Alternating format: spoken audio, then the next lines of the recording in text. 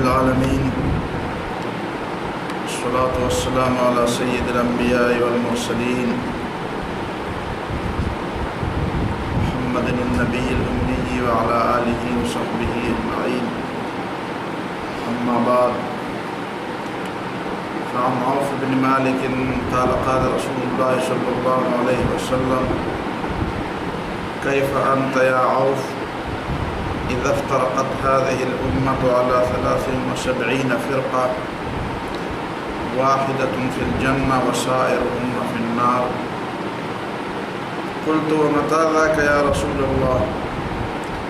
قال: إذا كثرت الشرط وملكت الإماء وقعدت الحملان على المنابر واتخذوا القرآن مزامير وزخرفت المساجد ورفعت المنابر واتخذ الفيء دولا والزكاة مغرما والأمانة مغنما وتفقه في الدين لغير الله وأطاع الرجل امرأته وعق أمه وأقصى أباه ولعن آخر هذه الأمة أولها وساد القبيلة فاسقهم وكان زعيم القوم أرذلهم وأكرم الرجل اتقاء شره فيومئذ يكون ذلك.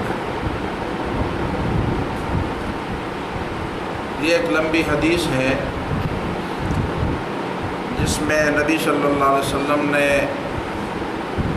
آنے والے فتنوں کے بارے میں امت کو خبردار فرمایا ہے۔ ظاہر ہے کہ ایک حقیقی رہنما اور حقیقی راہبر وہ ہوتا ہے جو رستوں کے اتار چڑھاؤ سے واقف ہے، اسے پتہ ہو کہ آئندہ کیا ہونے والا ہے اور آئندہ آنے والے مسائل کا حل کیا ہے، انسانیت کے لیے نجات کا راستہ کیا ہے، تاکہ راستے کے مسافر اور راہی کھلی آنکھوں سے اور بصیرت کے ساتھ، سمجھ اور علم کے ساتھ اپنا سفر جاری رکھ سکے، تاکہ وہ اندھیرے میں ٹامکٹوئیاں نہ کھاتے رہیں۔ اندھیرے میں سفر ظاہر ہے کہ نہ راستہ معلوم ہو، نہ راستے کے اتار چڑھاؤ کا پتہ ہو، نہ نشیب و فراز کا علم ہو، تو قافلے کے بھٹکنے کا خطرہ ضرور ہوتا ہے۔ قافلے کو بھٹکنے اور بھٹکانے سے بچانے کے لیے ضروری ہے کہ راستے کے منازل کا پتہ ہو، آخری منزل بھی متعین ہو اور راستے کے جو منازل ہیں درمیان کے، اس سے بھی پوری واقفیت ہو۔ اور یہی رسول اللہ صلی اللہ علیہ وسلم کے بڑے کمالات میں سے ایک کمال ہے کہ نبی صلی اللہ علیہ وسلم نے اپنے متبعین اور اپنے ماننے والوں اور اپنے اوپر ایمان لانے والوں کو راستے کے پورے نشیب و فراز اور پورے نشانات دکھا دیے۔ مسلمان کبھی بھی کسی حالت میں مایوس نہیں ہوتا، نہ وہ راستہ بھٹک سکتا ہے اگر وہ راستے پہ جانے کے لیے کمر بستہ بھی ہو، سنجیدہ بھی ہو۔ آج کل جو ہماری صورتحال ہے کہ ہمیں نہ راستہ معلوم ہے، نہ رہنما کا پتہ ہے، اس وجہ سے کہ اکثریت مسلمانوں کی اسلام کے معاملے میں سنجیدہ نہیں۔ اگر لوگ اسلام کے معاملے میں سنجیدگی دکھا دیں اور واقعی سے ایک اہم مسئلہ سمجھیں، واقعی سمجھے کہ ہم کسی راستے کے راہی ہیں، کسی منزل کو ہم نے پہنچنا ہے اور نہ پہنچنے کی کے نتیجے میں جو مشکل ہمیں پیش آئے گی وہ کیا ہے، اور پہنچنے کے نتیجے میں جو انعامات ہمیں ملیں گے وہ کیا ہیں، اگر ان چیزوں سے وہ سنجیدگی کے ساتھ واقف ہونا چاہتے ہیں تو پھر ان کے لیے راستے پہ جانا مشکل نہیں ہے۔ لیکن مشکل یہ ہے کہ لوگوں نے اس معاملے کو سنجیدہ نہیں لیا ہے۔ لوگ اس معاملے کو بالکل ایک سطحی طور پر لیتے ہیں کہ چلو پھر دیکھا جائے گا، چلو پھر دیکھا جائے گا کا لفظ بڑا عام ہے، چلو جب وقت آئے گا تو پھر دیکھا جائے گا، چلو جب سارے لوگ تو جاتے ہیں تو ہم کیا کریں، جب سارے لوگ ہی گمراہی کے راستے پر جا رہے ہیں تو ہم کیسے اکیلے اس راستے کو پا سکتے ہیں یا اس راستے پر چل سکتے ہیں جو معاشرہ مسلسل ہمارے خلاف ہے اور ہم معاشرے کے خلاف کب تک جا سکیں گے. یہ بہانے وہ لوگ بناتے ہیں کہ جو اس معاملے کو سنجیدہ نہیں لیتے. گزشتہ امتوں کی تاریخ بھی ہمارے سامنے ہے. وہ قومیں اس لیے تباہ ہوئی کہ انہوں نے انبیاء کی باتوں کو سنجیدہ نہیں لیا. انبیاء نے جب اور رسولوں نے جب ان کو دھمکیاں بھی دی وہ دھمکیاں بھی انہوں نے سنجیدگی سے نہیں لی, کوئی غور ہی نہیں کیا. اور جب عذاب سر پر آ کھڑا ہوا تو اس وقت پھر چیختے چلاتے رہے. ایمان اس وقت لے آئے جب ایمان فائدہ نہ پہنچا سکتا. وہ تو فرعون بھی جانکنی کے وقت دریا میں سمندر میں ڈبکیاں کھاتے ہوئے ایک سانس میں 3 کلمے پڑھ لیتا ہے, لیکن جب سنجیدگی سے اس مسئلے کو لینے کا وقت تھا اس وقت 40 سال کے اندر بھی ایک دفعہ اس نے اس معاملے کو سنجیدہ نہیں لیا. نہ حضرت موسیٰ علیہ السلام کی بات پر کبھی غور کیا. وہ اسے ایک غیر اہم مسئلہ سمجھتا تھا, ایک غیر ضروری چیز غیر ضروری بات سمجھتا تھا. آج کل مسلمان بھی اس معاملے کو ضروری نہیں سمجھتے. بہت کم لوگ ایسے ہیں جو اس معاملے کو سنجیدگی کے طور پر لیتے ہیں, دل کے اوپر لیتے ہیں. بلکہ جو لوگ اسے سنجیدگی کے طور پر لیتے ہیں وہ لوگوں میں کچھ سادہ لوگ شمار ہوتے ہیں کہ سادہ لوگ ہیں. دنیا کیا کہہ رہی ہے, کیا کہتی ہے, کس طرف جا رہی ہے, یہ لوگ کس طرف جا رہے ہیں. تو کچھ اپنے طور پر اسلام کی اپنی ایک تشریح کرتے ہوئے اسی پر تکیہ کرتے ہیں. بھئی اسلام کی وہ تشریح معتبر نہیں ہے جو تم نے اپنے پیٹ سے نکالی, جو تم نے اپنی طرف سے بنا لی. اسلام کی تشریح وہی ہے, اسلام کی وضاحت وہی ہے جو اسلام کے شارع نے بتائی. وہ اللہ اور اللہ کے رسول صلی اللہ علیہ وسلم ہے اور بس. تو یہ جو علامات ہے, ان علامات کو ذکر کرنے کا جو مقصد تھا وہ میں نے آپ کے سامنے رکھ دیا تاکہ اسلام کا اور مسلمانوں کا جو قافلہ ہے وہ جس راستے پہ جا رہا ہو اسے خوب پتہ ہو کہ چند قدم بعد اور ان علامت کے بعد, اس منزل کے بعد کون سا منزل ہے جس سے ہمیں واسطہ پڑے گا. صحرائیں کیسی ہیں, خشکی کا رستہ, اتار اور چڑھاؤ, پہاڑی اور ندی نالیاں, یہ ساری باتیں ہمیں بتا دی. تو اب زاجراں بھی ساتھ لینا ہوگا, پتہ ہونا ہوگا کہ کس منزل کے بعد کس قسم کے منزل سے واسطہ پڑے گا. یہی تو وہ بات ہے جو ہمارے علماء سمجھاتے ہیں کہ جب آپ اسلام کے راستے پر جائیں گے تو آپ کو بدر اور خود اور حنین اور احزاب اور فتح مکہ سے بھی واسطہ پڑے گا. اس کا مطلب یہ نہیں ہے کہ واقعی وہ مکے والی بات ہوگی, مطلب یہ ہے کہ وہ جو تاریخ وہیں پہ ہے اسی طرح لوگ آپ کے سامنے بھی کانٹے بچھائیں گے, آپ کے خلاف بھی لوگوں کو اکٹھا کیا جائے گا. آپ کو بھی وہی بھوک اور پیاس اور ہجرت اور جہاد اور مشکلات اور مصیبتوں سے اور منافقوں سے اور دشمنوں سے واسطہ پڑے گا, جس طرح انبیاء کو واسطہ پڑا تھا, جس طرح رسول اللہ صلی اللہ علیہ وسلم کو واسطہ پڑا تھا. قرآن ایک عملی کتاب ہے, اسلام ایک عملی دین ہے. یہ صرف کونوں کردروں میں بیٹھ کر اپنی اصلاح کرنے کے لیے نہیں آئی. یہ ایک تو دنیا کو سنوارنے اور دنیا کے نظام کو درست طریقے سے, معاشرے کو درست طریقے سے استوار کرنے, انسانیت کو اعلیٰ مقاصد دینے, اعلیٰ اخلاق اور اعلیٰ کردار کے لیے تیار کرنے کے لیے آئے. تو یہ باتیں, ان باتوں کے کچھ اثرات ہیں, کچھ اس کے نتائج ہیں. پھر اس کے بعد یہ بھی ذہن میں رہے کہ دنیا فانی ہے, یہ دنیا ختم ہونے والی ہے. جو لوگ یہ سمجھتے ہیں کہ نہیں بس اسی طرح چلتی رہے گی, لوگ پیدا ہوتے جائیں گے, پھر مرتے جائیں گے, پھر نئے لوگ آتے جائیں گے اور یہ سلسلہ یوں ہی چلتا رہے گا. انہوں نے نہ دنیا کو سمجھا, نہ اپنے آپ کو سمجھا, نہ اسلام کو سمجھا. یہ دنیا اللہ تعالیٰ نے اس لیے نہیں پیدا کی ہے کہ ہمیشہ رہے. ہمیشہ رہنے کے لیے اللہ تعالیٰ نے آخرت کو بنایا ہے, جنت اور جہنم کو بنایا ہے. جنت اور جہنم فانی نہیں ہوں گے. یہ اہل سنت والجماعت کے عقیدے میں شامل بات ہے کہ جنت کو فنا نہیں ہوگی, جہنم کو بھی فنا نہیں ہوگی. جو لوگ جنت میں جائیں گے وہ جنت سے نکالے نہیں جائیں گے, اور جو لوگ ہمیشہ جہنم میں لے جانے والے ہوں گے, جو ہمیشہ جہنم میں رہیں گے وہ ہمیشہ ہی رہیں گے. کافر ہمیشہ جہنم میں رہیں گے. مومن کے لیے تو نکلنے کی بات حدیث میں ہے, وہاں پہ تو استثناء ہے کہ مومن اپنی غلطیوں کی سزا پانے کے بعد جہنم سے نکلے گا. اللہ تعالیٰ اپنی رحمت سے لوگوں کو نکالے گا, شفاعت لوگوں کی سفارش سے, انبیاء صلحاء کی سفارش سے لوگوں کو نکالے گا. لیکن جو کافر ہوں گے وہ ہمیشہ جہنم میں رہیں گے. تو ہمیشہ کے لیے یہ دنیا نہیں بنائی گئی. پھر کچھ لوگ اس دنیا کے مسائل کا حل اس انداز سے ڈھونڈتے ہیں اور سمجھنا چاہتے ہیں، سمجھانا چاہتے ہیں کہ یہ دنیا ہمیشہ کے لیے. وہ حل کے جو پہلو ہوتے ہیں ان پہلو میں وہ موت کو شامل نہیں کرتے، وہ قیامت کو اس میں شامل نہیں کرتے، وہ اس بات کو اس میں شامل نہیں کرتے کہ ایک دن اس نے فنا بھی ہونا ہے دنیا میں. اور اسی لیے وہ غلطی پر ہوتے ہیں، وہ درست تجزیہ نہیں کر سکتے. درست تجزیے کے لیے ضروری ہے کہ آپ اس دنیا کی اصل حیثیت کو سمجھیں. اصل حیثیت اس دنیا کی یہ ہے کہ ایک عارضی چیز ہے، ایک عارضی، ایک وقتی چیز ہے. اس کو ایک وقتی چیز، یہ الگ بات ہے کہ ہمارے معیارات بہت معمولی ہیں، بہت معمولی ہے، اسی وجہ سے ہمیں یہ دنیا بڑی چیز نظر آتی ہے. ہمارے معیارات بہت کم ہیں، ہماری پرواز، ذہنی پرواز، ہماری فکر کی پرواز بہت کم ہے، اس لیے یہ دنیا ہمیں بہت بڑی چیز نظر آتی ہے. اللہ تعالیٰ کے علم کے مطابق یہ انتہائی حقیر چیز ہے. اور اللہ تعالیٰ نے انسان کو جو خلیفہ بنایا ہے، اس خلیفہ کے نتیجے میں جو اس کے عنوان دیا ہے، خلیفہ کا عنوان جو دیا ہے، اس کے نتیجے میں اس کے لیے جو خوشیاں اللہ تعالیٰ نے پیدا فرمائی ہیں وہ بہت اونچی چیزیں ہیں. وہ اس دنیا نہیں سمجھ سکتی، یہ دنیا ان کو نہیں پا سکتی. یہ دنیا کا جو ظرف ہے وہ بہت چھوٹا ہے، وہ خوشی اس میں نہیں سما سکتی.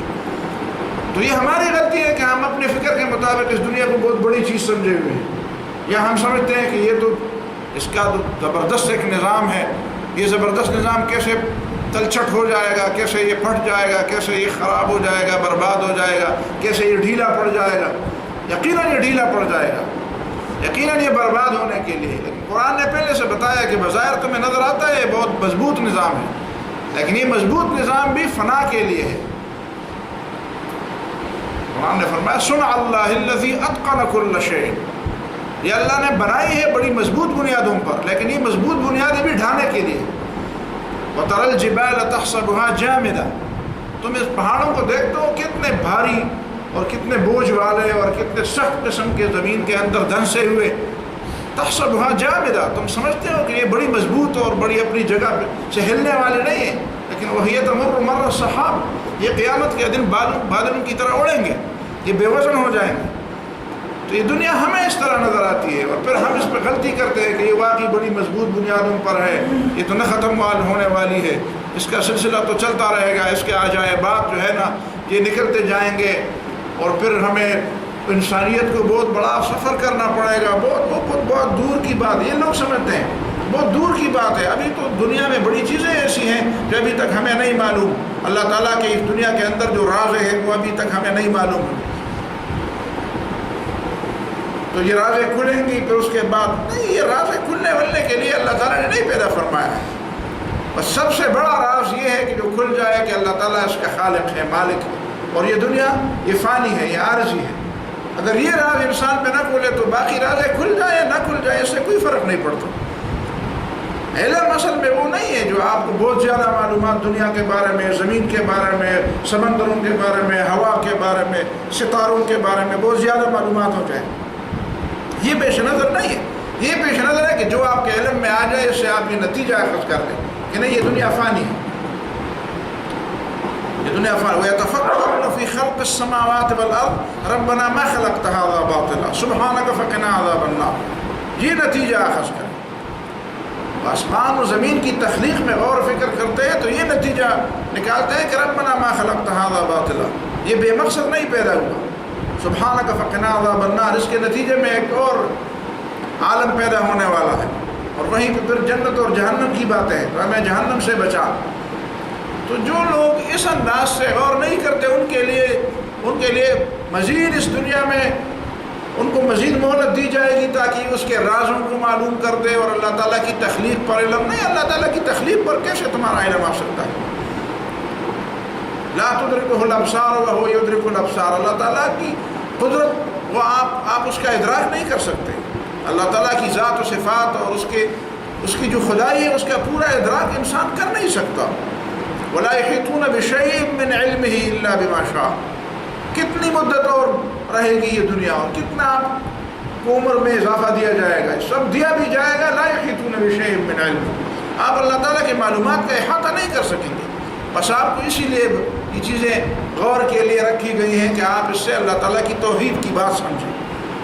تو یہ بنیادی چیزیں ہیں کہ یہ چیزیں اگر اس منصوبے میں شامل نہ ہو، فکر میں یہ چیزیں نہ ہوں کہ یہ دنیا ختم ہونے والی بھی ہے، یہ دنیا اللہ تعالیٰ نے ہمیشہ کے لیے قائم نہیں کی ہے، یہ فنا کرنے کے لیے اللہ تعالیٰ نے فنا ہونے کے لیے پیدا فرمائی، تو ظاہر ہے کہ پھر ہمارے نقطہ نظر کی اگر یہ بنیاد ہی غلط ہے تو اس کے اوپر جو عمارت کھڑی ہوگی وہ بھی غلط ہوگی۔ اسی وجہ سے قرآن و سنت میں ہمیشہ اس چیز کو، قرآن میں تو اسی بات کو بھی جب لیا گیا ہے کہ روم اور ایران کے آپس میں جو جھگڑے ہیں، بظاہر ایرانی اس پہ غالب ہے لیکن روم اس پہ غالب آ جائے گا، اس کے بارے میں بھی قرآن نے فرمایا کہ یعلمون ظاہرا من الحیات الدنیا، یہ تو ظاہر کو دیکھ کر فیصلے کرتے ہیں، وَهُمْ عَنِ الْآخِرَةِ غَافِلُونَ، آخرت سے یہ بے خبر ہیں۔ تو ظاہر کو دیکھ کر جو فیصلے کرنے والے تھے ان کو یہ بات بہت عجیب لگی کہ کیسے ہو سکتا ہے کہ 8-10 سال کے اندر رومی پھر غالب ہے، اس کا تو مطلب یہ ہے کہ جس طرح مردے جی اٹھیں گے تو یہ کیسے ہو سکتا ہے کہ غالب آ جائیں، اور اللہ تعالیٰ نے دکھا دیا لوگوں کو کہ وہی قرآن کی بات ثابت ہو گئی اور غالب آ گئے۔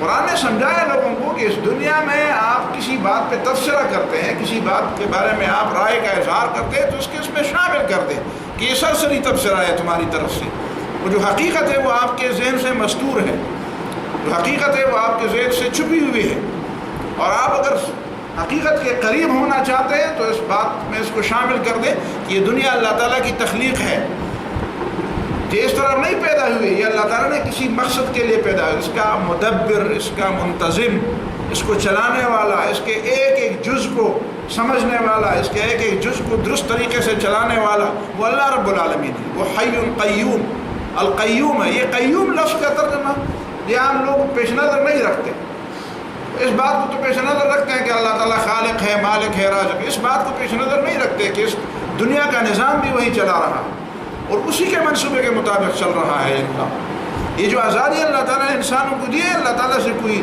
غفلت نہیں ہوئی ہے، یہ اللہ تعالیٰ کے اختیار سے کوئی باہر کی بات نہیں ہے کہ اللہ تعالیٰ نے چاہا تو لیکن ایسا نہ ہوا اور لوگوں نے بغاوت کر دی۔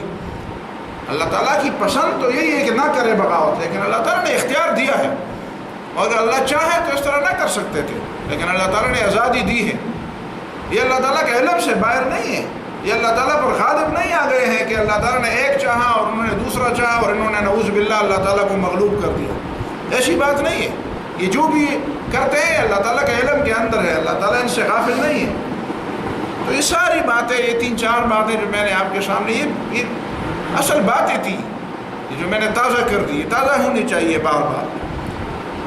تو اسی وجہ سے رسول اللہ صلی اللہ علیہ وسلم نے چند چیزوں کی طرف اشارات ہے کہ یہ باتیں ہوں گی، یہ آپ کے لیے انہونی باتیں نہیں ہوں گی، اس لیے کہ دنیا نے ایک دفعہ ختم ہونا ہے، تو ختم ہونے کے کچھ اسباب بھی ہوں گے، کچھ طریقہ بھی ہوگا، کچھ علامات بھی ہوں گی۔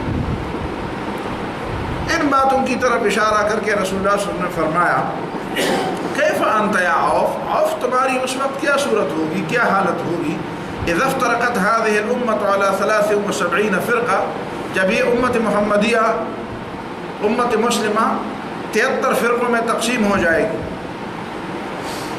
فرقۃ واحدۃ فی الجنہ، ایک فرقہ ان میں جنت میں جائے گا، وسائرہن فی النار، اور باقی سب دوزخ میں جائے گا۔ اس کا مطلب یہ نہیں کہ اس فرقے کا واقعی کوئی جھنڈا ہوگا، اس کا کوئی نام ہوگا، اس کی کوئی نشانیاں ہوگی، وہ ایک پارٹی ہوگی، ضروری نہیں ہے۔ وہ پارٹی تھی اس وقت تھی جس وقت رسول اللہ صلی اللہ علیہ وسلم اس کے لیڈر تھے، جس وقت صحابہ کرام خلفائے راشدین اس کے لیڈر تھے، اس وقت وہ تھی، اس وقت آپ سمجھتے تھے کہ یہ وہ پارٹی ہے جو جنت۔ اب آپ صرف امت مسلمہ کے بارے میں کہہ سکتے ہیں کہ جو امت مسلمہ ہے یہ جنت، لیکن امت مسلمہ کے اندر جو پھر گروہ بنیں گے، چاہے وہ گروہ سیاسی ہوں، چاہے وہ گروہ مذہبی ہوں، یہاں پہ جو گروہوں کی بات کی ہے، فرقوں کی بات کی گئی ہے، وہ ضروری نہیں ہے کہ وہ مذہبی گروہ ہوں، وہ سیاسی گروہ بھی ہو سکتے ہیں، وہ مذہبی گروہ بھی ہو سکتے ہیں، وہ شخصی گروہ بھی ہو سکتے ہیں، کسی فرد کے ارد گرد جمع ہوئے لوگ، کچھ مسئلوں کے ارد گرد جمع ہوئے لوگ، کچھ سیاسی مقاصد کے تحت گرے ہوئے اور جمع ہوئے لوگ، یہ سب اس میں مراد ہو سکتے ہیں۔ اس کے سمجھنے میں زیادہ اشکال نہیں ہے۔ بنیادی طور پر بات یہ ہے کہ یہ رسول اللہ صلی اللہ علیہ وسلم سے صحابہ کرام نے پھر پوچھا کہ وہ جو فرقہ ناجیہ ہے، جو ان کو نجات ملے گی، وہ کیا ہے؟ تو نبی صلی اللہ علیہ وسلم نے کوئی نام نہیں بتایا کہ اس کا یہ نام ہوگا، بلکہ فرمایا کام بتا دیا کہ وہ کام کیا ہوگا۔ ما انا علیہ واصحابی، جو رسول اللہ صلی اللہ علیہ وسلم کی سنت کو اور صحابہ کرام کے اجماع کو اور صحابہ کرام کے اس طریقوں کو تھامے ہوئے ہیں، اس پہ چلنے والے ہیں۔ اب اس کا درست مفہوم یہی ذہن میں آتا ہے کہ یہ جو گروہ میں لوگ بٹے ہوئے ہیں، گروہ میں لوگ بٹے ہوئے، شاید ان گروہوں کے اندر سے اور شاید ان لوگوں میں سے جو کسی بھی گروہ میں نہیں ہے، اللہ تعالیٰ کے ہاں ایک جماعت ہے۔ اس طرح قرآن نے فرمایا وَلْتَكُن مِّنكُمْ أُمَّةٌ يَدْعُونَ إِلَى الْخَيْرِ، تم میں سے کوئی ایسی گروہ ہونا چاہیے جو دعوت الخیر کا کام دے، جو خیر کی طرف اور بھلائی کی طرف لوگوں کو بلائے۔ تو بھلائی کی طرف بلانے والے پشاور میں، مردان میں، سوات میں، دیر میں، کراچی میں، لاہور میں، استنبول میں، لندن میں، کہاں پہ دہلی میں لوگ ہوتے ہیں جو خالص اللہ تعالیٰ کے دین کی خاطر، اللہ تعالیٰ کے اسی دین کے خاطر جو غل و غش سے، جو ملاوٹ سے اور جو ہر قسم کی فرقہ بندی اور ان چیزوں سے پاک ہے۔ بس یہ لوگ اللہ تعالیٰ کا ہے ایک پارٹی ہے، شاید وہ ایک دوسرے کو جانتے بھی نہ ہوں، شاید دوسرے کی جگہ کا بھی نہیں معلوم، شاید دوسرے کا نام بھی نہیں معلوم۔ ایک آدمی ایک جگہ پہ اللہ تعالیٰ کے دین کی طرف بلاتا ہے، وہ اور اس کے ساتھی، یہ اس گروہ کے لوگ ہیں، وہ فرقہ ناجیہ۔ ان کو فرقہ ناجیہ کا دعویٰ نہیں کرنا چاہیے، یہ دعوے کی چیز نہیں ہے کہ وہ ایک اٹھے کہ نہیں ہم وہ فرقہ ہے جو ناجیہ، یہ خود اس بات کی دلیل ہے کہ وہ ہم غلطی پر ہیں، ہم غلطی پر ہیں۔ اگر ہم یہ دعویٰ کرتے ہیں کہ ہم یہ جہاں پہ بیٹھے ہوئے یہ لوگ سارے جنتی ہیں اور جو یہاں پہ بیٹھنے کے باوجود اور آنے اور خبردار ہونے کے باوجود نہیں ہے تو وہ جہنم میں، یہ بات بنیادی طور پر غلط ہے۔ تو جو ناجی لوگ ہیں وہ کام سے غرض رکھتے ہیں، وہ دعووں سے غرض نہیں رکھتے کہ وہ دعوے کر دیں کہ وہ فرقہ ناجی ہے، وہ اسی کے مطابق زندگی گزارتے ہیں اور وہ اللہ تعالیٰ کے نزدیک ایک جماعت ہے، وہ چاہے کہیں بھی ہوں، وہ اللہ تعالیٰ کے نزدیک ایک جماعت، اللہ تعالیٰ کا اپنا ایک رجسٹر ہے۔ ایک وہ جماعت ہے جو مثال کے طور پر ہمارے پاکستان میں رجسٹرڈ ہے، مذہبی اور سیاسی جماعت ہے، رجسٹرڈ ہے۔ ایک وہ جماعت ہے جو اللہ تعالیٰ کے رجسٹر میں رجسٹرڈ ہے، اللہ تعالیٰ کا ہے ایک اور نظام ہے، وہیں پہ ایک جماعت رجسٹرڈ ہے۔ اس جماعت کے افراد اللہ تعالیٰ کو علم ہے کہ وہ کون ہیں، ان کو پتہ ہی نہیں ہے کہ میں اس میں شامل ہوں یا نہیں ہوں۔ ہم دعا کر سکتے ہیں کہ اللہ تعالیٰ ہمیں اس میں شامل فرمائے، اور ہمیں یہ بھی نہیں معلوم کہ ہمارے علاوہ کون لوگ ہیں جو اللہ تعالیٰ سے یہ دعائیں کرتے ہیں، اسی راستے پر جا رہے ہیں جو اس فرقہ ناجیہ میں شامل ہیں۔ لہذا اس بات کو سمجھنا اتنا مشکل نہیں ہے جتنا لوگوں نے اس کو مشکل بنا دیا۔ اگر ہم 73 جماعتوں کو گننا شروع کر دیں تو پاکستان میں تو سیاسی جماعتیں 300 سے بڑھ کر ہیں، تو پھر 73 کی بات کہاں رہے گی؟ اسی طرح آپ مذہبی گروہوں کو تقسیم کریں، ایک گروہ کے اندر چھوٹے چھوٹے کتنے گروہ بنے ہوئے ہیں، ایک آدمی کے ارد گرد جمع ہونے والے لوگ بھی وہ گروہ ہیں، وہ بھی ایک گروہ ہے، ایک پارٹی۔ تو یہ تو پھر ہزاروں نہیں لاکھوں جماعتیں بن جائیں گی۔ بس اس بات کو اللہ اور اللہ کے رسول پر چھوڑ دیتے ہیں کہ 73 کا مطلب کیا ہے۔ ہمیں اس بات کے سے غرض ہونی چاہیے کہ وہ فرقہ ناجیہ میں ہم شامل ہو جائیں، اور ناجیہ میں شامل ہونے کے لیے ہمیں اس قرآن اور سنت کی اس اصل تعلیم کی طرف اور اصل کام کی طرف جو ہمارے سپرد کیا گیا تھا، اس کام کی طرف ہمیں توجہ دینی چاہیے۔ قلت ومتى ذاك یا رسول اللہ، میں نے کہا اللہ کے رسول یہ لوگ تقسیم در تقسیم اور فرقوں اور گروہوں میں کب بٹیں گے؟ ظاہر ہے کچھ لوگوں کو تو آپ دیکھتے ہیں کہ گروہوں میں بٹے ہوئے ہیں، کسی نے مستحبات کو فرائض بنا ہوا ہے اور فرائض کو مستحبات کا درجہ بھی نہیں دینا چاہتے، کوئی کسی ایک شخص کے ارد گرد گھومتے ہیں اور اسی کو بس سمجھتے ہیں کہ ہم اس کا دامن پکڑیں گے تو یہ ہمیں پار کر دیں گے، ہماری کشتی پار ہو جائے گی، بیڑا پار ہو جائے گا، اور وہ اس بات کو نہیں سمجھتے کہ نہیں ایک انسان سے غلطی بھی ہو سکتی ہے۔ ایک انسان کا دامن پکڑنا ہے تو پھر ظاہر ہے کہ پھر انبیاء کا دامن پکڑنا ہے، جہاں سے غلطی ہی نہیں ہو سکتی، جہاں پہ کوئی امکان اور اشتباہ اس بات کا شک ہی نہیں ہے کہ آپ کسی دوسری طرف چلے جائیں گے۔ ان الحی لا تؤمن علیہ الفتنہ، زندہ آدمی تو فطرے کے کسی بھی وقت فتنے میں مبتلا ہو سکتا ہے، کسی بھی وقت کو فتنے میں گر سکتا ہے۔ ہاں یہ بات ٹھیک ہے کہ آپ دیکھیں کسی کا تو اتباع کرنا پڑے گا، لیکن وہ اتباع اس طرح نہیں کرنا پڑے گا کہ کسی شخص کو آپ معیار بنا لیں۔ معیار آپ قرآن و سنت کو رکھیں، قرآن و سنت کے ترازو پر اس کو بھی تولیں، اگر وہ بھاری نظر آ جائے تو اس کا اتباع کر لیں، لیکن اصل اتباع تو قرآن و سنت کا کریں۔ شخص کو اس وقت تک قابل اتباع ہے جب وہ قرآن و سنت سے ادھر ادھر نہ ہو، اگر وہ قرآن و سنت سے ادھر ادھر ہونا چاہتا ہو تو معیار تو وہی ہے۔ متى ذاك یا رسول اللہ، اے اللہ کے رسول یہ باتیں کب ہوں گی کہ لوگ فرقوں میں تقسیم ہو جائیں گے؟ قال نبی صلی اللہ علیہ وسلم فرمایا اذا کثرت الشرط، جب پولیس زیادہ ہو جائے، جب ڈنڈوں والے زیادہ ہو جائے، جب ہر معاملے کا حل یہ نکالا جائے کہ نئی بھرتیاں کی جائیں، نئے لوگوں کو نئی وردیاں پہنائی جائیں، نئے انداز سے گروہ بنائے جائیں، جی جرم بہت زیادہ ہو گئے ہیں، فلان اغواکاریاں زیادہ ہو گئی ہیں، دہشت گردی زیادہ ہو گئی ہے، نئے لوگوں کو بھرتی کیا جائے، نئے ان کو آلات دیے جائیں، نئے ان کو وردیاں پہنائی جائیں۔ کثرت الشر، جگہ پہ دیکھو تو ڈنڈوں والے کھڑے ہیں۔ وملکت الاماء، اور کنیزوں کی بیٹیاں لوگوں کی مالک بن جائے، مطلب ہے کہ نیچ لوگ حکمرانی پر آ جائیں، ایسے لوگوں کی حکمرانی ہو جن کے اخلاق، جن کا کردار، جن کا عمل، جن کی انسانیت ہی پختہ نہیں ہے، جن کے اندر بنیادی انسانی اخلاقیات نہیں ہیں، جن کو اس کا اندازہ ہی نہیں ہے کہ حکومت کیا ہوتی ہے، لوگوں کے اختیارات اپنے ہاتھ میں لینے سے کیا، اس کے لیے کیا صلاحیتیں ہوتی ہیں، بس آ جاتے ہیں، لوگوں کے سروں پر بیٹھ جاتے ہیں۔ اور یہ بھی اس کا مطلب یہ ہے کہ ایسی عورتیں آ جائیں گی جن کو مالک کی بجائے مملوک ہونا چاہیے، جن کو کسی سرپرستی کے اندر ہونا چاہیے، لیکن وہ سرپرستی سے نکل جائیں گی۔ ملکت الاماء، ایسی عورتیں ان کی فراوانی ہو جائے گی، جگہ گلی کوچوں میں، پروگرامات میں ایسی عورتیں ابھر آئیں گی کہ جن کو چاہیے یہ کہ وہ کسی کے زیر دست ہوں، کسی کے ہاتھ کے نیچے ہوں، کسی کی پرورش میں ہو، کسی کی تربیت میں ہو، لیکن وہ تربیت اور پرورش سے نکل کر وہ خود لوگوں کے سامنے آ جائیں گی کہ ہم جیسے بنو، ہمیں دیکھو ہم کیا کرنا چاہتے ہیں، اسی کے مطابق آ جاؤ، اسی کے مطابق اپنی زندگی بناؤ۔ جس طرح آج کل ہے، آپ دیکھ رہے ہیں کہ یہ جو ہر جگہ پہ خواتین اور یہ جو ہر جگہ پہ لڑکیوں عورتوں کی نمائشیں ہوتی ہیں، اس کا کیا مطلب ہے؟ اخبارات میں آپ دیکھتے ہیں، ٹی وی پہ دیکھتے ہیں، پروگرامات میں آپ اسٹیجوں پر آپ دیکھتے ہیں، ان لوگوں کا مقام یہ نہیں ہے کہ وہ آپ کو سمجھائیں، وہ آپ کو دکھائیں، وہ آپ کو راستہ دکھائیں۔ ان کا مقام یہ ہے کہ آپ کا ہاتھ ان کے اوپر ہو، وہ آپ کے زیر تربیت ہو، ان کی تربیت کی جائے، ان کی پرورش کی جائے، ان کے اوپر ہاتھ رکھا جائے، ان کو اپنے مقام میں رکھا جائے۔ لیکن یہ اس کے برعکس کام ہوگا۔ وقعدت الحملان علی المنابر، اور ممبروں پر بڑے بوجھ بیٹھ جائیں گے۔ لفظی معنی تو یہی ہے، حملان، خالص بوجھ ممبروں پر بیٹھ جائیں گے۔ اس کا مطلب ہے کہ وہ ممبر پر بوجھ ہوں گے۔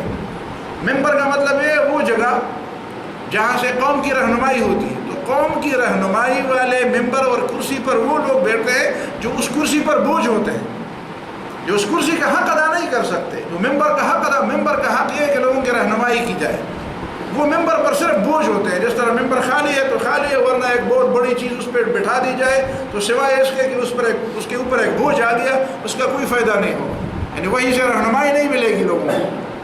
دوسرا ترجمہ اس کا یہ بھی ہے کہ حملان کا مطلب غیر ذمہ دار لوگ لوگوں کی رہنمائی کا فریضہ انجام دیں گے، جو خود ذمہ دار نہیں ہوں گے، جو خود علم والے نہیں ہوں گے، جو خود ان کو رہنمائی کی ضرورت ہوگی، جو خود ان کو سمجھ کی ضرورت ہوگی، وہ لگے ہوں گے دوسروں کو سمجھانے۔ اور ایک ترجمہ یہ بھی ہے جو الفاظ سے ظاہر ہے کہ جو ممبروں پر بیٹھنے والے ان کو خدا ترس ہونا چاہیے، ان کو جان پروری کی فکر نہیں ہونے چاہیے، کوئی اپنی جان کی پرورش کرتے رہیں گے اور بڑے جسے اور بڑے پیٹ ان کے ہوں گے، وہ پیٹ کے پجاری نہیں ہوں گے، لیکن عملاً ایسا ہوگا قیامت کے قرب کہ قعدت الحملان علی المنابر، آپ دیکھیں گے ممبروں پر اور اسٹیجوں پر اور لوگوں کی رہنمائی کے منصب پر ایسے لوگ ہوں گے جو تن پروری کو زیادہ اہمیت دیتے ہیں، جو اپنے آپ کو موٹا کرنے اور اپنے پیٹوں کو بڑھانے اور اپنے آخرت سے غافل ہوں گے، وہ دنیا کے پجاری ہوں گے، پیٹ کے پجاری ہوں گے۔ بظاہر تو بڑے نظر آئیں گے لیکن اللہ کے ہاں وہ مچھر سے بھی چھوٹے ہوں گے۔ واتخذوا القرآن مزامیر، اور قرآن کو اس طرح لیں گے جس طرح لوگوں کو بہلانے کے لیے، قرآن لوگوں کو ہدایت کے لیے، قرآن کو اس انداز سے لوگوں کے سامنے بیان کرنا چاہیے، اس کی تشریح ہونی چاہیے، اس کی تفسیر ہونی چاہیے کہ لوگوں کو بہلانے کی بجائے سمجھانے کا فریضہ اس سے انجام پائے۔ مزامیر کا مطلب یہ ہے کہ لوگوں کے لیے تسکینے طبع کا سامان، تو قرآن صرف اس وجہ سے اس انداز سے لوگوں کے سامنے نہیں بیان کرنا چاہیے کہ لوگ اس سے بس لطف لے لیں۔ آپ دیکھتے ہیں لوگ قرآن مجید کو، تجوید اور قرأت کو لوگ صرف اس وجہ سے یعنی آج اس انداز میں لیتے ہیں کہ بس اس میں زیادہ سے زیادہ اپنی آواز کو، یعنی اس کا بھی ایک انداز ہے. حدیث میں یہ بات آتی ہے کہ نبی صلی اللہ علیہ وسلم نے فرمایا لیس منا من لم یتغنى بالقرآن، قرآن کو خوش آوازی سے پڑھنا چاہیے، لیکن خوش آوازی کو اس انداز سے لینا چاہیے کہ وہ خوش آوازی بجائے خود مقصود نہ ہو. خوش آوازی سے مقصود قرآن کو لوگوں کے دلوں کے اندر بٹھانا مقصود ہو، تاکہ لوگ، ظاہر ہے کہ جب ہم اچھی آواز سے قرآن سنتے ہیں تو دل میں بیٹھ، دل چاہتا ہے کہ بار بار اس کو سنیں. لیکن کچھ لوگوں کو ہم دیکھتے ہیں کہ وہ خوش آوازی، وہ قرآن کو بھی مقصود نہیں بناتے، وہ قرآن سے اس خوش آوازی کو ہی مقصود بناتے ہیں. وہ جب تلاوت جس انداز سے کرتے ہیں تو آپ اس کو سمجھتے ہیں کہ اس کا مقصد قرآن سمجھانا نہیں ہے، اس کا مقصد قرآن کو بہانہ بنا کر بس اپنی خوش آوازی کی طرف لوگوں کو متوجہ کرنا ہوتا ہے. یہ ایک باریک فرق ہے ان دونوں کے درمیان. اور یہ بھی مقصد ہے کہ کچھ لوگ قرآن کو لوگوں کو بہلانے کے لیے قرآن کی ایسی تعویلیں کرتے ہیں، قرآن کے ایسے مطالب بیان کرتے ہیں. اس طرح آج کل آپ دیکھتے ہیں قرآن مجید کے بارے میں لطائف بنائے جاتے ہیں. تو قرآن کو مضامیر نہیں بنانا چاہیے. مضامیر کا مطلب لوگوں کو بہلانا ہے. تو قرآن لوگوں کو بہلانے کا ذریعہ نہیں ہے، قرآن لوگوں کو سمجھانے کا ذریعہ ہے. قرآن لوگوں کو آخرت کی طرف توجہ دلانا، انسانیت کی تعمیر کی طرف، انسانی اخلاق کی طرف، ذمہ داریوں کی طرف. لیکن یہ لوگ اس کے الٹ جائیں گے. وَزُخْرُفَتِ الْمَسَاجِدِ، اور مسجدوں کو بہت زیادہ خوبصورت بنایا جائے گا. وہاں پہ کشیدہ کاری ہوگی، وہاں پہ گلکاری ہوگی، وہاں پہ زبردست اچھے قسم کے رنگ برنگوں انداز سے مسجدوں کو بنایا. بس بظاہر تو بڑی خوبصورت ہوں گی، لیکن حقیقت میں وہیں پہ ہدایت کا کوئی نظام نہیں ہوگا. وَرُفِعَتِ الْمَنَابِرُ، اور ممبروں کو بڑا اونچا بنایا جائے گا. ممبروں کو اونچا بنانے، ممبر کا مطلب کیا ہے؟ ممبر کا مطلب یہ ہے کہ جو بولنے والا ہو وہ لوگوں کو نظر آ جائے. ورنہ اگر یہ بات نہ ہوتی تو ممبر کا تصور ہی نہ ہو. ممبر کا تصور بنیادی طور پر یہ ہے کہ مسجد میں، کسی اجتماع میں، کسی بھیڑ بھاڑ میں، کسی لوگوں کے کسی مجمع میں جو خطیب ہوتا ہے، جو مقرر ہوتا ہے، جو بیان کرنے والا ہوتا ہے، جو سمجھانے والا، وہ ذرا ایسے مقام پہ ہو جو لوگوں کو نظر آ جائے. ظاہر ہے کہ نظر آ جائے تو توجہ ہو. بس اس کا مطلب اس حد تک. اس کا مطلب یہ نہیں ہے کہ ممبر پر بیٹھے ہوئے شخص کو کوئی بہت اعلیٰ مقام دیا گیا ہے کہ بس وہ لوگوں کی پہنچ سے اور لوگوں کے عام معاشرے سے بڑھ کر کوئی چیز ہے. لیکن آپ نے دیکھا کہ اس سلطنت کے زمانے میں اور ملوکیت کے زمانے میں پھر ممبر اتنے بڑے بڑے بن گئے کہ آپ بالکل ممبر کو دیکھ کر اسی طرح، جس طرح آدمی چھت کو دیکھتا ہے، اسی طرح دیکھے بغیر آپ ممبر کو نہیں دیکھ سکتے، ممبر پر بیٹھے ہوئے شخص کو دیکھ نہیں سکتے. تو بہانے جو بھی بنائے جاتے ہیں، شاید ممکن ہے بعض علاقوں میں اس کے اچھے مقاصد بھی ہوں، یا اس کوئی مجبوری بھی ہو. اس میں نہیں جاتا، اس کی بڑی تفصیلات ہے. کچھ لوگ اس کی مجبوری کا بھی ذکر کرتے ہیں کہ بھئی تحفظ کی ایک مجبوری ہے. مطلب یہ ہے کہ حملوں کا خطرہ ہے اور لوگوں کی طرف سے افراتفری کا خطرہ ہے، نظام کو الٹنے کا خطرہ ہے، فلان خطرہ. تو یہ اپنی بات ہے، لیکن بہرحال یہ چیز بنیادی طور پر درست نہیں ہے. بنیادی طور پر درست بات یہ ہے کہ ممبر کو اتنا اونچا ہونا چاہیے کہ بس وہ لوگوں کو نظر آ جائے، ممبر پر بولنے والا لوگوں کو نظر آ جائے. لیکن یہ ممبروں کو دوسرے مقاصد کے لیے رفعت المنابر، کہ جو بولنے والا ہے وہ صرف اس وجہ سے چاہے اس کے پاس علم کچھ بھی نہیں ہو، لیکن وہ ممبر کے اوپر بیٹھنے والا جو ہے وہ ویسے تم سے بہتر ہے. ویسے کیسے بہتر ہے؟ اگر اس کے پاس علم ہے، اگر اس کے پاس اخلاق ہے، اگر اس کے پاس تقویٰ ہے، اگر اس کے پاس رہنمائی کے لیے کوئی سامان ہے تو ٹھیک ہے. اگر یہ چیز نہیں ہے تو صرف اس بیٹھنے سے تو آدمی بڑا نہیں بن جاتا. وَاتُّخِذَ الْفَيْءُ دُوَلًا، اور وہ جو قومی مال ہو وہ ذاتی مال سمجھا جائے. فے کا مطلب تو یہ ہے کہ وہ مال جو بغیر لڑے بھڑے تمہارے ہاتھ آ جائے. اس کا مطلب یہ ہے کہ قومی مال، وہ مال جو مسلمانوں کے بیت المال کا مال ہو، جو مسلمانوں کے بیت المال میں کسی بھی ذریعے سے آ جائے. عام مطلب اس کا یہ، مسلمانوں کے بیت المال کا جو مال ہے وہ دولن، وہ ذاتی دولت اور وہ ذاتی چیز سمجھی جائے گی کہ بھئی ہمارا ملوکیت کے زمانے میں یہی ہو رہا ہے، آج کل بھی یہی ہو رہا ہے، ہمارے پاکستان میں بھی یہی ہو رہا ہے، ساری مسلم دنیا میں بھی. اور یہ عربوں کے پاس جو مال ہے، جو دولت، ان کا ذاتی ملکیت تو نہیں ہے. یہ جو عربوں کے پاس جو دولت ہے تو سارے مسلمانوں کی ملکیت ہے. ان کو کس نے یہ حق دیا ہے کہ تم بلین ڈالر کے لوگوں کے تحفے اور بت بنا کے دیتے رہو؟ یہ حق ان کو کس نے دیا ہے؟ یہ تو ان کی ذاتی ملکیت نہیں ہے، یہ تو پورے مسلمانوں کی ہے، اور صرف عربوں کی بھی نہیں ہے، یہ پورے امت مسلمہ کی ملکیت ہے۔ تو پوری امت مسلمہ کی ملکیت کو انہوں نے اپنی ذاتی ملکیت بنا دیا۔ اسی طرح ہر مسلمان ملک میں جتنے بھی حکمران ہیں وہ جب آتے ہیں تو خزانے کو اپنی ذاتی ملکیت سمجھتے ہیں۔ والزکوٰۃ مغرما، اور زکوٰۃ کو تاوان سمجھا جائے گا۔ لوگ سمجھتے ہیں کہ زکوٰۃ کو تاوان، والامانۃ مغنما، اور امانت کو غنیمت سمجھا جائے گا۔ زکوٰۃ کی بات کرتے ہیں لوگ تو کہتے ہیں یار یہ تو مشکل ہے، یہ تو ہمیشہ خیرات ہے اور زکوٰۃ ہے اور صدقہ ہے اور یہ ہے اور وہ ہے اور یہ چندے ہیں اور مسجد بن رہی ہے اور غریب ہے اور ہجرت ہے اور جہاد ہے، اور یہ ایک بات تو نہیں ہے، پر ہمیشہ چندے ہی چندے، ہمیشہ مانگنا ہی مانگنا ہے، ہمارا صدقہ ہی صدقے ہیں، تو اس کو تاوان سمجھ کر ادا کرتے ہیں۔ اور والزکوٰۃ مغرما والامانۃ مغنما، اور امانت آپ کسی کے ساتھ رکھتے ہیں تو وہ سمجھتے ہیں تو میرے لیے غنیمت ہے، یہ حکمران کے پاس یہ خزانہ، قوم کا جو خزانہ ہے ان کے پاس امانت ہے، لیکن وہ سمجھتے ہیں کہ تو غنیمت ہے ہمارے لیے، غنیمت میں ہمیں مال ملا ہوا ہے، تو غنیمت تو لوگ ایسے کھاتے ہیں جس طرح ماں کا دودھ لوگ پیتے ہیں۔ تو یہ قیامت کی نشانیوں میں سے نشانیاں ہیں، اور کچھ نشانیاں انشاءاللہ آئندہ درس میں بیان کی جائیں گی۔ یہ درس اس وقت اختتام پذیر ہوگا جب یہ ساری باتیں ختم ہو جائیں گی۔ وآخر دعوانا بارک اللہ فیکم۔ خیر۔